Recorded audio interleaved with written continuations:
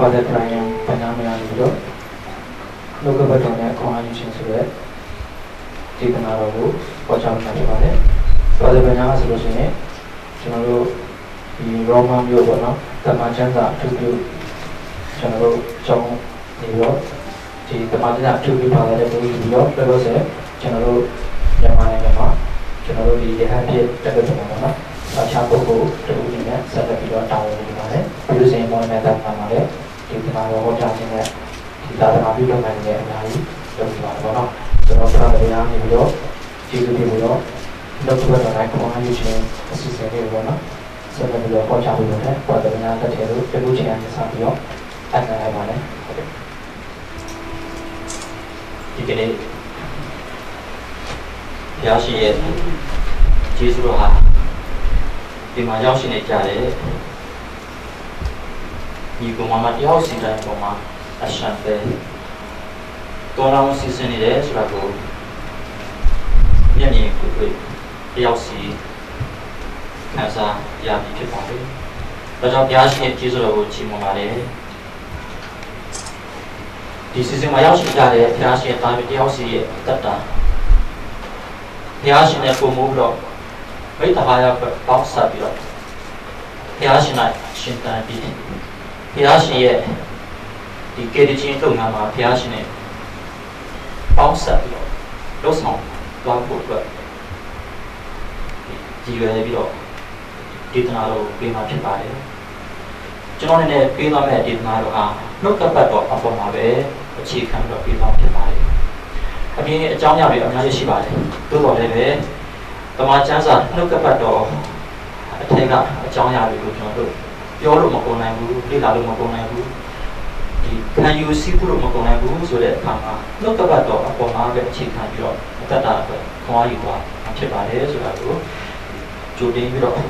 the ring out in air, the Georgia assisting the road, the South Chipade. So the look about upon Chicken York, Koiwa, Kama, Yossi, Tata, Piashin, Bouncer, promote the higher Pueblo. Piashin, the low quality kicker.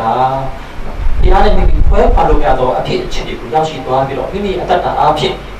The Luria that get you can Yashi Dwame, Surago, Jumping Bilo, me Tabo, Jumping Kansavilo, Eddie, Christian, Eddie, you buy your original assistant go to the Pilo Quadaso, but our general chain, Galane, Piasi, that I will grow, Piashin, Letama, Sakabilo, the did not for judging assistant go to Satima, Kibari. Generally,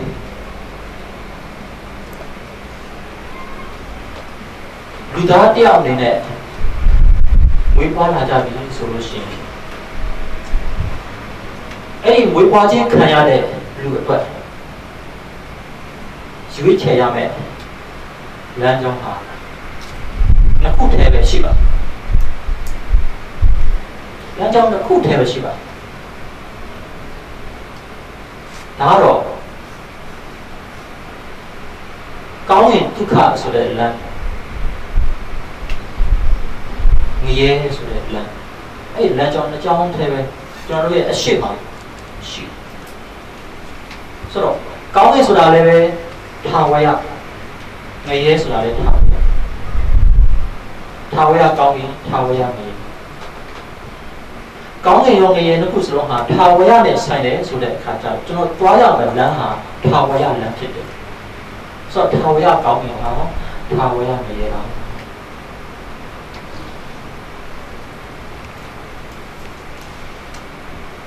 လူသားတွေဝေဖွာလာကြတယ်အသက်ရှင်လျက်နဲ့ရှိနေကြတယ်အသက်ရှင်လျက်နဲ့ရှိနေကြလူသားတွေရဲ့နေ့စဉ်တူကရှင်တန်နေမှုတွေးခေါ်ဆင်ခြင်မှုပြောဆိုပြုရှောက်လန်းမှုတွေဟာဘယ်လမ်းကြောင်းမှာရှိနေပါတယ်ဆိုတဲ့ຢာကိုပြန်လဲပြီးတော့ကျွန်တော်တို့ဆင်ခြင်ဖို့ထောက်ရှုဖို့အလုံးမဲ့အရေးကြီးတယ်လို့ကျွန်တော်အနေနဲ့ယုံကြည်ပါဆိုတော့ဒီလိုရောက်ရှိနေကြတဲ့ဘုရားရှင်သားပြီးတယောက်စီရဲ့အတ္တဟာထာဝရအတ္တကိုလိုချင်လို့ပဲနှုတ်ကပတ်တော်ကိုလာရောက်ပြီးတော့ခံယူနေခြင်းဖြစ်တယ်ဆိုတဲ့အခါကျတော့ကျွန်တော်တယောက်စီဟာဥတီချက်တစ်ခုတည်းကိုပဲထားရှိပြီးတော့နှုတ်ကပတ်တော်ကိုလာရောက်ပြီးတော့ခံယူနေတဲ့အခါမှာထာဝရအတ္တနဲ့ကျွန်တော်တို့ပုံမိုးပြီးတော့ရင်းနှီးဖို့အတွက်ထာဝရအတ္တကိုပေးတဲ့ဘုရားသခင်ကိုပုံမိုးသိရှိလာပြီးတဲ့အခါမှာသူဘုရားရှင်နဲ့ပေါင်းစပ်မိတ္တဟာယဖွဲ့သွားဖို့အတွက်ဖြစ်ပါလေဆိုတော့ကျွန်တော်အနေနဲ့ကျမ်းပါဠိတစ်ပိုက်ကိုဖတ်ပေးချင်ပါတယ်ဒါတော့ရှင်ပေတရုဩဝါဒစာပထမစာအခန်းကြီး1အခန်းငယ်25တိပေအခန်းကြီး1အငယ်25ထာဝရဘုရား၏နှုတ်ကပတ်တရားမူကားကာလအစဉ်အမြဲတည်ထိုနှုတ်ကပတ်တော်သည်သင်တို့အားဟောပြောသောဧဝံဂေလိတရားဖြစ်သည်ထာဝရဘုရားရဲ့နှုတ်ကပတ်တော်ဟာကာလအစဉ်အမြဲတည်တယ်ထိုနှုတ်ကပတ်တော်သည်သင်တို့အားကျွန်မတယောက်စီကိုဟောပြောတော့ဧဝံဂေလိတရားဖြစ်တယ်ဒါပြင်ကျွန်တော်တို့ဧဝံဂေလိတရားဆိုတာကိုကြားတဲ့အခါမှာဧဝံဂေလိဆိုတာဘာလဲဧဝံဂေလိဆိုတာဘာလဲကျွန်တော်တို့အမြဲတမ်းပြောနေကြတာပဲဧဝံဂေလိဟောကြားဖို့ဧဝံဂေလိဟောကြားဖို့ဧဝံဂေလိတည်းကောင်ဧဝံဂေလိဆိုတာဘာလဲကျွန်တော်တို့အနေနဲ့လေ့လာကြည့်ရအောင်ဧဝံဂေလိဆိုတဲ့အရာဟာ Greek ဘာသာစကားကနေလာပါတယ်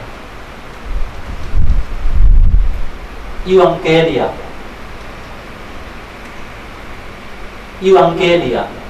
EU ဆိုတာက well good ကောင်းသော EU Angelia ဆိုတာက message တည်ဆို EU နဲ့ Angelia နဲ့ခုပေါင်းလိုက်တဲ့အခါမှာဘာဖြစ်သွားလဲ good message တည်ကောင်းဖြစ်ဆို Evangeli ဆိုတဲ့ညာ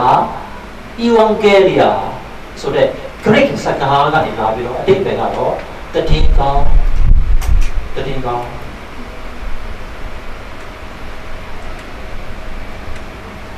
ဆိုတော့ကျွန်တော်တို့Evangeli ဟာဘာလဲဆိုတော့ Evangelia ဖြစ်တယ် Evangelia ဆိုတာဟာနော် good message တည်ကောင်းဖြစ်တယ်လို့ကျွန်တော်ကြားရတယ်အဲ့ဒီတည်ကောင်းဟာဘာလဲအဲ့ဒီတည်ကောင်းဟာဘာတည်ကောင်းလဲကျွန်တော်ကြည့်အောင်ယောဟန်ဝါဒစာအခန်းကြီး1အငယ်16မှာနော်ငါသည်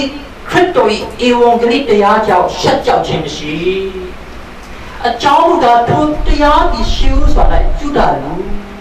နောက်၌ဟေလသလူ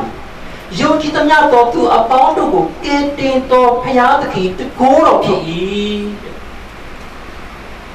လူအပေါင်းတို့ကိုကယ်တင်သောဘ ဘုရားသခင်ဤ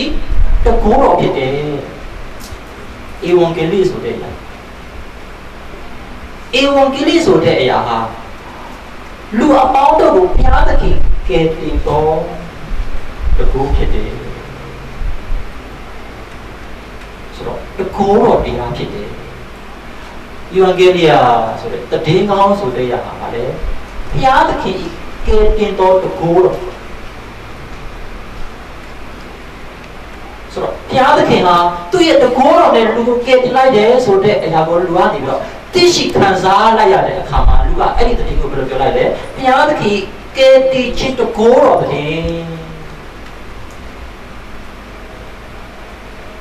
ဆိုတော့ကျွန်တော်သိပြီကယ်တင်ခြင်းနဲ့ဆိုင်တယ်လူဟာမိမိရဲ့ကိုယ်ပိုင်ကြင်ကြံစ조사အားထုတ်မှုတွေအလှူဒါနပေးကမ်းခြင်းတွေနဲ့မိမိရဲ့ကျင့်စဉ်တွေနဲ့ကယ်တင်ခြင်းကိုမရနိုင်ဘူးဆိုတာကိုကျွန်တော်တို့အားလုံးသိကြတယ်ဒါကြောင့်ဘယ်လိုပါဖြစ်လဲ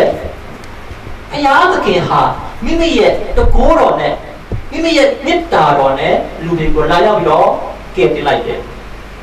အဲ့ဒီခါကျတော့မိမိရဲ့ကိုယ်ပိုင်အစွမ်းအစနဲ့ကြင်ကြံစ조사အားထုတ်ခြင်းအဖြစ်ကယ်တင်ခြင်းကိုမရဘူးဆိုတဲ့အဖြစ်အခြေအနေမှာစိတ်ပြည့်အားငယ်တဲ့လူဟာဘုရားသခင်ရဲ့မေတ္တာတော်ဘုရားသခင်ရဲ့တကိုးတော်နဲ့ကယ်တင်ခြင်းကိုခံရတယ်ဆိုတော့တည်င်းခေါင်းမှာပါဖြစ်လေဝမ်းမြောက်တယ်ဝမ်းမြောက်တယ်ဒါကြောင့်လို့ကျွန်တော်တို့ဒီ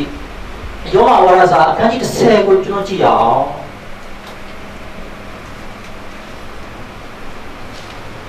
ယောမအခန်းကြီး10အငယ်15ငြိမ်သက်ခြင်းဝမ်းမြောက်စရာတည်းကောင်းကျိုးချမ်းသာ၏ဝမ်းမြောက်စရာတည်းဆိုတော့ကျွန်တော်ဟောနေတဲ့ဧဝံဂေလိတရားဟာဘာတည်းလဲငြိမ်သက်ခြင်းဤဝမ်းမြောက်စရာတည်းဒါဖတ်ထားမယ်ပါတယ်လေငြိမ်သက်ခြင်းဤဝမ်းမြောက်စရာတည်းငြိမ်သက်ခြင်းဆိုတာဘာလဲငြိမ်သက်ခြင်းဆိုတာစိတ်နှလုံးကပူပင်သွားမှရှိသေးလားမရှိတော့ဘူးစိတ်နှလုံးငြိမ်သက်မိမိရဲ့အရှိမအန်ဒီရဲ့ကြုံတွေ့နေရပေမဲ့လည်းပဲမိမိရဲ့စိတ်နှလုံးဟာဘာဖြစ်လဲငြိမ်သက်နေတယ်အန်ဒီရဲ့မိမိမကြောက်တော့မိမိကိုရန်သူတွေဝိုင်းရထားပေမဲ့လည်းပဲဝိုင်းရထားတဲ့ရန်သူတွေကိုမိမိမကြောက်တော့ဘူးစိတ်နှလုံးဘာဖြစ်လဲငြိမ်သက်တယ်မိမိကိုစာတန်ကနေပြီးတော့သင်ချင်းတော့ပို့ဆောင်နေတယ်တိုးတော်လည်းမိမိကိုတခင်ခရစ်တော်ဘုရားသခင်ဟာကားတိုင်းပေါ်မှာအသွေးသွန်းလို့ကယ်တင်ခြင်းအပြင်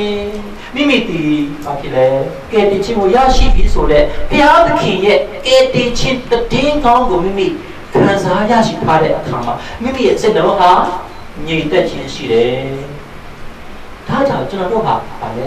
ဧဝံဂေလိတည်င်းစကားကိုခံယူတယ်ဆိုတဲ့အရာဟာဘုရားသခင်ရဲ့ငြိမ်သက်ခြင်းရဲ့ဝမ်းမြောက်စရာတည်းကိုခံယူခြင်းဖြစ်တယ်။စိတ်နှလုံးငြိမ်သက်ကောင်းကျိုးချမ်းသာ၏ဝမ်းမြောက်စရာတည်းပထမရှိမှတော့ဗာလဲငြိမ်သက်ခြင်း၏ဝမ်းမြောက်စရာတည်းဒုတိယလာတယ်ဗာလဲကောင်းကျိုးချမ်းသာ၏ဝမ်းမြောက်စရာတည်းတဲ့အရှိမလိုက်ထားတဲ့နော်ဒီငြိမ်သက်ခြင်းနောက်ကောင်းကျိုးချမ်းသာအစရှိတဲ့အရာရဲ့အနောက်မှာပါပြန်လိုက်တယ်ဝမ်းမြောက်စရာတည်းဆိုတာအရှိမငြိမ်သက်ခြင်းဝမ်းမြောက်စရာတည်းကောင်းကျိုးချမ်းသာ၏ဝမ်းမြောက်စရာတည်းဝမ်းမြောက်စရာတည်းဆိုတဲ့အရာကလိုက်လာဆိုတော့လူရဲ့အသက်တာငြိမ်သက်ခြင်းအတွက်ဘုရားသခင်ရဲ့ဝမ်းမြောက်စရာတည်းကောင်းရှိတယ်လူရဲ့အသက်တာကောင်းကျိုးချမ်းသာကိုညှို့လက်ကြတယ်အဲ့ဒီကောင်းကျိုးချမ်းသာရဖို့အတွက်ဘုရားသခင်စီကဝမ်းမြောက်စရာတည်းရှိတယ်ဒါလေးတွေကျွန်တော်တို့အနေငယ်လေ့လာကြည့်အောင်လေ့လာကြည့်မယ်ကျွန်တော်တို့ငြိမ်သက်ခြင်းဆိုတဲ့အရာတွေရဲ့ကောင်းကျိုးချမ်းသာဆိုတဲ့အရာတွေကိုကျွန်တော်တို့ခြုံပြီးတော့ကျွန်တော်တို့လေ့လာကြည့်တဲ့အခါမှာပထမဦးစွာကျွန်တော်အနေနဲ့ခွဲခွဲခြားခြားလေးနဲ့နားလည်ထားဖို့အတွက်ကိုကူညီပေးချင်ပါတယ်ဒါကတော့ကျွန်တော်တို့ပျော်ရွှင်ခြင်းနဲ့ဝမ်းမြောက်ခြင်းပျော်ရွှင်ခြင်းနဲ့ဝမ်းမြောက်ခြင်းပျော်ရွှင်ခြင်းဆိုတဲ့အရာပါလေဝမ်းမြောက်ခြင်းဆိုတာပါလေကျွန်တော်အဲ့ဒီအရာတစ်ခုစလုံးကိုကျွန်တော်တို့တစ်ခုတည်းအနေနဲ့သုံးကြတယ်ပ ပျော်ရွှင်နေဆိုတာဝမ်းမြောက်တာပဲဝမ်းမြောက်ခြင်းဆိုတာလည်းဗာလေပျော်ရွှင်ခြင်းဆိုပြီးတော့သုံးကြဒါပေမဲ့ပျော်ရွှင်ခြင်းနဲ့ဝမ်းမြောက်ခြင်းတို့ဟာဗာလေမတူတွဲတော့သွားနေပြီမဲ့လည်းပဲအဲ့ဒီအရာတစ်ခုဟာကိုယ်ပြားခြားနာနေကြသူတို့ရဲ့သဘောတဘာဝတဏ္ဍမတူကြပါဆိုတော့ပထမဦးဆိုတာကျွန်တော်တို့တွေပျော်ရွှင်ခြင်းဆိုတဲ့အရာကိုလေ့လာကြည့်ရအောင်ပျော်ရွှင်ခြင်းဆိုတာပါလေကျွန်တော်တို့စာမေးပွဲအောင်တယ်စိတ်ထဲမှာပျော်တယ်မိမိအရာချမ်းရတဲ့အင်ဂျီခဏလေးတစ်ထည်ကိုမိမိဝယ်လိုက်တယ်အဲ့ဒီအင်ဂျီလေးဝတ်ထားစိတ်ထဲမှာပျော်တယ်ကျွန်တော်တို့ဟုတ်လားထီထုတ်လိုက်တယ်တိတ်တရားရသွားတယ်ပတ်စံရလို့ပျော်တယ်အဲ့တလုံးလို့ခြင်းတယ်ဆိုတော့ဟုတ်လားကျွန်တော်တို့တွေအိမ်ဝယ်လိုက်တယ်အိမ်လှလှလေးအိမ်ကောင်းကောင်းလေးရလို့ပျော်တယ်စိတ်ထဲမှာကြည်နပ်သွားတာဆိုတော့ပျော်ရွှင်ခြင်းဆိုတဲ့အရာဟာဗါလေစိတ်ရဲ့ကြည်နပ်ခြင်းပဲစိတ်ထဲမှာကြည်နပ်သွားတယ်ဒါပေမဲ့လည်းကျွန်တော်တို့တွေရလိုက်တဲ့ပိုက်ဆံတခိုးခိုးသွားတဲ့အခါမှာကျွန်တော်တို့ပျော်နိုင်ပြီလားမပျော်နိုင်တော့ဘူးစိတ်ထဲမှာမကြည်နပ်တော့ဘူးစိတ်ကြည်နပ်ခြင်းမရှိတော့ဘူးကျွန်တော်တို့ဝယ်ထားတဲ့အိမ်တနေ့မီးလောင်တော့ပြာကျသွားတဲ့အခါမှာကျွန်တော်တို့စိတ်ထဲမှာပျော်နိုင်ပြီလားမပျော်နိုင်တော့ဘူးစိတ်မှာကြည်နပ်လားမကြည်နပ်ဘူးဆိုတော့ပျော်ရွှင်ခြင်းဆိုတဲ့အရာဟာစိတ်ကိုဗါလဲကြည်နပ်ခြင်းကိုပေးတယ်တနည်းအားဖြင့်စိတ်ရဲ့ကြည်နပ်ခြင်းဆိုတဲ့အရာပျော်ရွှင်ခြင်းပဲပျော်ရွှင်ခြင်းတနည်းအားဖြင့်စိတ်ရဲ့ကြည်နပ်ခြင်းဆိုတဲ့အရာဟာမတည်မြဲတဲ့ပစ္စည်းတတ်တဲ့အရာတွေအပေါ်မှာမူတည်တယ်ဒါကဗါလဲပျော်ရွှင်ခြင်းစိတ်ရဲ့ကြည်နပ်ခြင်းဒါပေမဲ့လည်းနောက်တစ်စကလုံးတစ်လုံးဖြစ်တဲ့ဝမ်းမြောက်ခြင်းဆိုတဲ့အရာကိုလေ့လာကြည့်ရအောင်ဝမ်းမြောက်ခြင်းဆိုတဲ့အရာကြတော့စိတ်တဲ့ပုံပြီးတော့ net shine တဲ့ဝိညာဉ်ထဲသို့ရောက်လာတယ်မိမိရဲ့ဝိညာဉ်ကဘုရားသခင်ကိုမိမိတွေ့မြင်ပြီးတော့ဘုရားသခင်ကိုလက်ခံလိုက်တဲ့အခါမှာဘုရားသခင်ဟာမိမိရဲ့အထဲသို့ဝင်ရောက်လာတဲ့အတွက်ကြောင့်မိမိရဲ့ဝိညာဉ်ဟာရှင်းတတ်တယ်အဲ့ဒီဟာကိုပုံပြနားလည်ဖို့လည်းကျွန်တော်တို့အသေးစိတ်သဘောလေးကိုဝါကြည့်ရအောင်အရှင်းမှာကျွန်တော်ပြောခဲ့တယ်လူဖြစ်လာပြီဆိုတဲ့အခါမှာမိမိတွားရမယ့်လမ်းကြောင်းဟာပါလေနှစ်ကြောင်းရှိတယ်ရွေးချယ်ရမယ့်အရာဒါပေမဲ့အဲ့ဒီအထက်ကတစ်ခုကိုမိမိတွားကောင်းရင်လားငရဲကောင်းရင်လည်းထာဝရကောင်းရင်ငရဲလည်းထာဝရငရဲဆိုတော့အဲ့ဒီအရာတစ်ခုစလုံးဟာထာဝရနဲ့ဆိုင်တယ်ဒါပေမဲ့ကျွန်တော်တို့ဟာထာဝရငရဲကိုမလိုချင်ဘူးထာဝရကောင်းရင်ထာဝရအသက်ရှင်ခြင်းတို့ကျွန်တော်ရောက်ရှိခြင်းတယ်ဒါပေမဲ့လည်းကျွန်တော်တို့ဟာဒီထာဝရကောင်းကင်ကိုရောက်ရှိဖို့အတွက်မိမိရဲ့ကိုယ်ပိုင်အစွမ်းအစတွေနဲ့မရောက်ရှိနိုင်ဘူးဆိုတဲ့အခါမှာကျွန်တော်တို့အတွက် conflict ပြဿနာတဲ့ပဋိပက္ခတွေဖြစ်မိမိဘုရားရှင်ထံသို့မိမိရဲ့ဝိညာဉ်ဟာမရောက်ရှိနိုင်တဲ့အခါမှာဘုရားရဲ့ဝိညာဉ်ကိုမိမိမရတဲ့အခါမှာ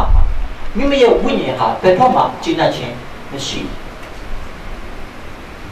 ဒါကြောင့်မို့တမန်ကျမ်းစာမှာပြောတယ်စာလည်းကျမ်းမှာပြောတယ်တမန်တော်ဟာယေစီသောချောင်းကိုတောင်းတတဲ့ကဲဆိုကျွန်တော်ရဲ့ဝိညာဉ်ဒီကိုရောကိုတောင်းတပါ යි ကိုရောကိုဆာငတ်ပါ යි တမန်တော်ဟာဆိုလို့ရှိရင်တော်ထဲမှာသူကပြေးလွှားနေတယ်သူတတရားကြီးတဲ့ကြားပြီးခြေသစ်တွေကသူတို့အနောက်ကိုလိုက်တဲ့အခါမှာစားဖို့လိုက်တဲ့အခါမှာသူတို့ကဘာဖြစ်လဲထွက်ပြေးရတယ်ခရီးဝဲပြေးရတယ်နေပူထဲပြေးရတယ်အဲ့ဒီအချိန်မှာသူတို့ဟာအရင်ပင်ပန်းပြီးတော့ကျင်းညတ်တယ်ဒီလိုဒုက္ခရောက်နေတဲ့အချိန်တွေမှာသူဟာဘာလဲရေစီးနဲ့ချောင်းထဲကိုဆင်းသွားပြီးတော့အဲ့ဒီရေရဲ့အင်းများကိုခံယူပြီးတော့ဒီရေကိုတောက်သုံးပြီးတော့သူဟာအာဟာရဖြစ်ပြီးဝဲခြင်းတယ်အမောပြင်းခြင်းတယ်သူဟာအဲ့ဒီရေစီးနဲ့ချောင်းကိုသူဟာအရင်ကတောင်းတတယ်လို့လေ ကျွန်တော်ရဲ့ဝိညာဉ်ဟာတဲ့ဘသူကိုတောင်းတာလားလေကိုတော့ကိုတောင်းတာလေတဲ့ကိုတော့ဘာလို့လဲဘုရားရှင်ဘုရားသခင်ကိုတောင်းတာလေကျွန်တော်စိတ်ကတောင်းတာလားမဟုတ်ဘူးဘာတောင်းတာလဲကျွန်တော်ရဲ့ဝိညာဉ်ဆိုတော့ကျွန်တော်ရဲ့ဝိညာဉ်ဟာဘုရားသခင်ကိုတွေ့ရမှာတွေ့ပြီးတဲ့အခါမှာလည်းဒီဘုရားသခင်မိမိဟာခံယူပြီးတော့ဘုရားသခင်မိမိရဲ့အထက်မှာဝင်ပြီးတော့ဘုရားရဲ့အတူတူရှိသွားတဲ့အခါကျမှမိမိရဲ့အသက်တာဟာပါလေကြည်တတ်တယ်ဒါပါလေမိမိရဲ့ဝိညာဉ်ကြည်တတ်ခြင်းဆိုတော့မိမိရဲ့အသက်တာဘာဝရအသက်ကိုရရှိတယ်ဘာဝရအသက်ဘာဝဒုက္ခခြင်းကိုရရှိတယ်ဆိုတဲ့အရာဟာစိတ်ရဲ့ကြည်တတ်ခြင်းလားမဟုတ်ဘူးဗါလေဝိညာဉ်ရဲ့ကြည်တတ်ခြင်းဖြစ်တယ်ဘုရားသခင်ရဲ့ဝိညာဉ်ဘုရားသခင်ဆိုတဲ့ပုဂ္ဂိုလ်ကြီးကိုမိမိခံစားရရှိခြင်းဟာမပြတ်စည်းသောအရာကိုရရှိခြင်းဖြစ်တယ်အရှိမကျွန်တော်တို့ထိပေါက်လို့ပိုက်ဆက်ရလိုက်တဲ့အရာပြည့်စည်တဲ့အရာအိတ်တလုံးရတယ်ပြည့်စည်တဲ့အရာဒါပေမဲ့ဘုရားသခင်ကိုရရှိခြင်းဆိုတဲ့အရာကြတော့ဘယ်တော့မှမပြည့်စည်နိုင်ဘူးထာဝရတည်တော်ဘုရားထာဝရတည်တော်ဘုရားကနေပြီးတော့ဗါလေမိမိကိုထာဝရအသက်ကိုပေးလိုက်တယ်ထာဝရအသက်ကိုပေးတော်ဘုရားရှင်ကိုမိမိရရှိလိုက်တယ်ဆိုတဲ့အခါမှာမိမိရဲ့ဝိညာဉ်ဟာဘာဖြစ်လဲရှင်းတတ်တယ်ရှင်းတတ်တယ်အဲ့ဒီအရာကိုကျွန်တော်ဟာဝမ်းမြောက်ခြင်းလို့ခေါ်တာဖြစ်တယ်ဆိုတော့ကျွန်တော်တို့ပျော်ရွှင်ခြင်းအတွက်ဒီနေရာကိုရောက်လာတာမဟုတ်တဲ့နဲ့ဘာအတွက်လဲဝမ်းမြောက်ခြင်းအတွက်ရောက်ရှိလာတယ်ဝမ်းမြောက်ခြင်းဆိုတဲ့အရာဘာလဲလဲဝိညာဉ်ရှင်းတတ်ခြင်းဝိညာဉ်ကျင့်တဲ့ခြင်းဆိုတဲ့အရာမိမိရဲ့ဝိညာဉ်ဒီဘုရားရဲ့ဝိညာဉ်ကိုတွေ့မြင်ပြီးတော့ဘုရားရဲ့ဝိညာဉ်နဲ့မိမိရဲ့ဝိညာဉ်တလုံးတော်ဒီပေါင်းဆက်ကဘုရားရဲ့ဝိညာဉ်နဲ့အတူတူရှင်သန်ခြင်းဖြစ်တယ်အဲ့ဒီအခါမှာဘာဖြစ်လဲမိမိရဲ့အတ္တဟာငြိမ်သက်တယ်ငြိမ်သက်တယ်မိမိရဲ့အရှိမအန္တရာယ်တွေဒုက္ခတွေအများကြီးကြုံတွေ့နေပေမဲ့မိမိကိုဒုက္ခတွေဝါရထားပေမဲ့မိမိရဲ့စိတ်နှလုံးမိမိရဲ့ဝိညာဉ်အတ္တဒီဘာဖြစ်လဲငြိမ်သက်တယ်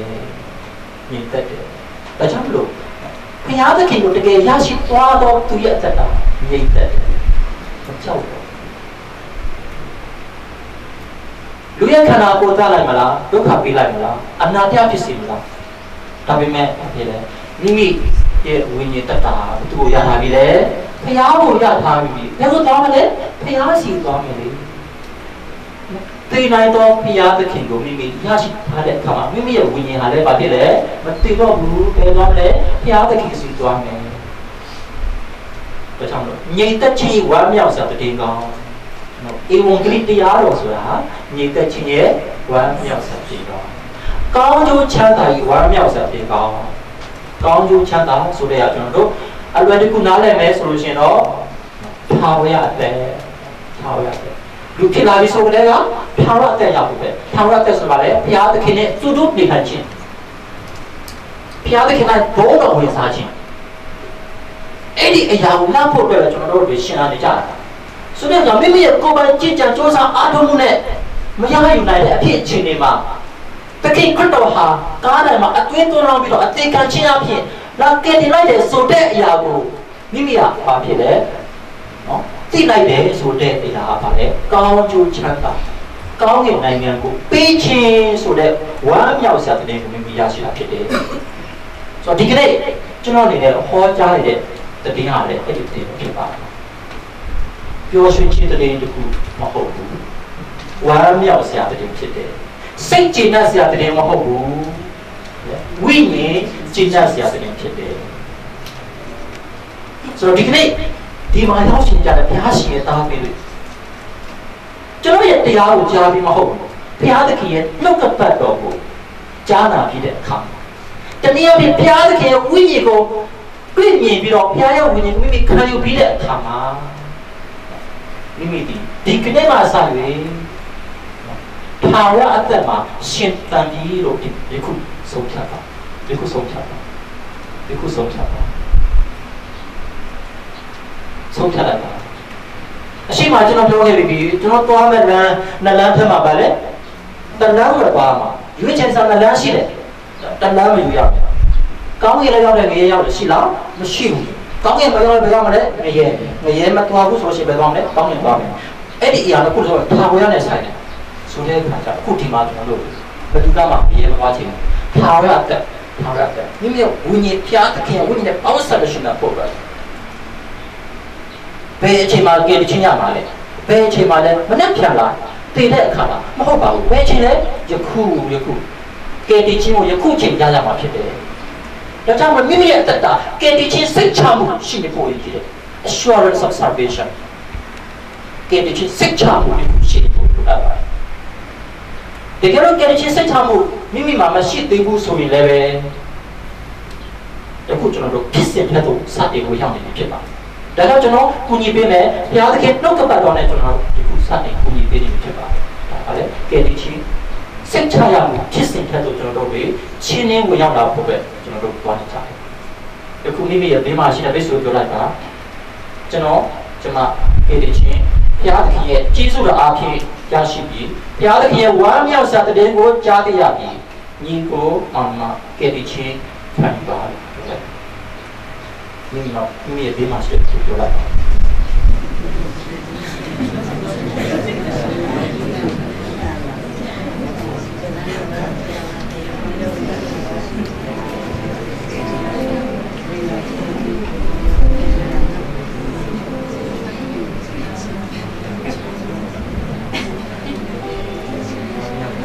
ဆိုတော့ကိုစိတ်ထဲမှာပြောတာလားဝိညာဉ်ထဲဝမ်းမြောက်တာလားစိတ်ထဲမှာလည်းပြောတယ်ဝိညာဉ်လည်းဝမ်းမြောက်တယ်နော်စိတ်မှာလည်းပြောတယ်ဝိညာဉ်လည်းဝမ်းမြောက်တယ်စိတ်ထဲမှာလည်းကျဉ်တ်တယ်ဝိညာဉ်မှာလည်းကျဉ်တ်တယ်ဘာဖြစ်လို့လဲကျွန်မတယောက်စီတိုင်းဟာဒီခုဘုရားသခင်ကိုမိမိခံစားရပြီတကယ်တော့ကျွန်တော်တို့ဟာကယ်တင်ခြင်းကိုကျွန်တော်ရရှိထားပြီဖြစ်ပါတယ်ကဲတင်ချင်းကိုကျွန်တော်ရရှိထားပြီဒါကြောင့်အဲ့ကဲတင်တခင်ဖတ်တော်နဲ့ကျွန်တော်အသက်တခံဝေးဖွားပြီလေဝေးဖွားလာပြီကျွန်တော်လုပ်ရပါလေဒီဘုရားသခင်နှုတ်ကပတ်တော်နှုတ်ရည်ကိုကျွန်တော်ကတော့တောက်တုံးတော့ရှင်းတန်ဖို့ပဲလို့ဒါကြောင့်ဒီကနေ့ကျွန်တော်ဒီဧဝံဂေလိတရားဆိုတဲ့အရာကိုကျွန်တော်ဒီညီကောင်မတွေနဲ့ကျွန်တော်မိတ်ဆက်ပြီးတဲ့အခါမှာဘုရားသခင်နှုတ်ကပတ်တော်ကဘာလဲဆိုတာကျွန်တော်ဒီပွားချင်ပါလေဒါကြောင့်ကျွန်တော်တို့ကြည့်ရအောင်ရှင်ပေတရုဝါဒစာပထမဆောင်တစ်ပေအခန်းကြီး2အခန်းငယ်3တစ်ပေအခန်းကြီး2အငယ်3ကဲတင်ခြင်းအလို့ငါနှုတ်ကပတ်တရားဤနှုတ်စစ်အားဖြင့်ကြီးပွားမည်အကြောင်းဖွာစပ်တော်သူငယ်ကဲ့သို့ထိုတရားနှုတ်ကိုအလွန်လိုချင်သောစိတ်ရှိကြလော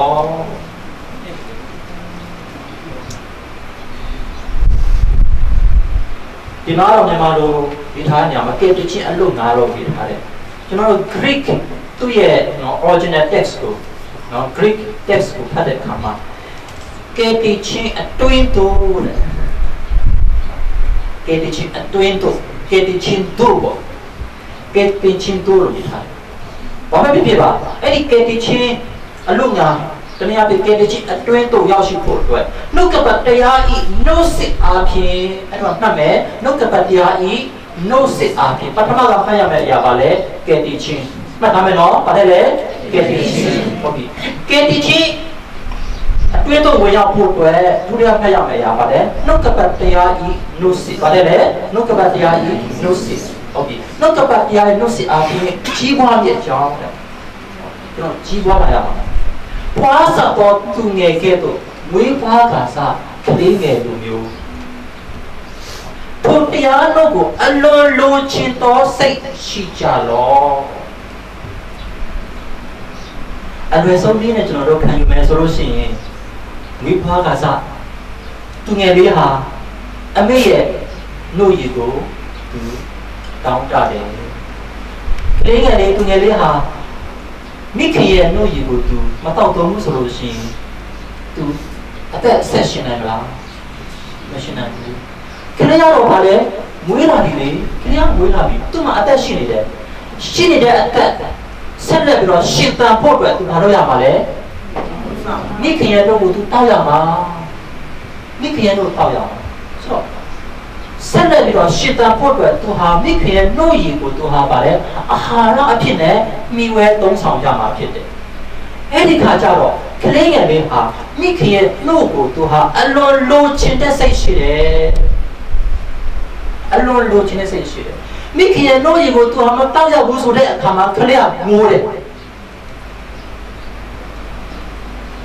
မကျင့်တတ်ဘူးမိခင်ရဲ့နှုတ်ကိုသူတောက်လိုက်တဲ့အခါမှာသူဟာကျင့်တတ်